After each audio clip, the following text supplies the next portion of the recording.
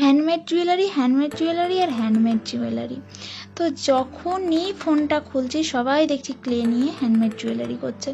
তো আমি ভাবলাম আমি বা বাকি থাকি কেন, কিন্তু ভয় লাগছিল যে আমি তো জানি না। তো আগে অ্যামাজনে অর্ডার দিয়ে দিলাম, তারপর জয়েন করে নিলাম অনলাইন ক্লাস বলতে আমি কিছু টিউটোরিয়াল দেখেছি ইউটিউবে।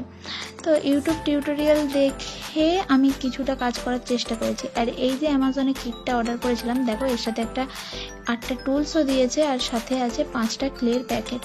এই প্যাকেটগুলো ছোট ছোট মিনি প্যাকেট এগুলো। তো আমি প্রথম ট্রাই করব, জানি না কেমন হবে, আদৌ পারবো কিনা, তাই ছোটোটা অর্ডার করে ফার্স্ট আগে জুয়েলারির ফুলগুলো সেট করার চেষ্টা করব। তো দেরি তো আর সইল না, আমি বসে পড়েছিলাম ঝটপট করে বানাতে একেবারে।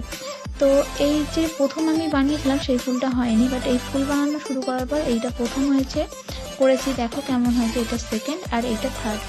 তো জানিও এগুলো কাঠগোলাপ করার চেষ্টা করেছিলাম, জানি না কী গোলাপ হয়েছে, এখনও রং করিনি। রং করলে আশা করছি একটু বেটার লাগবে।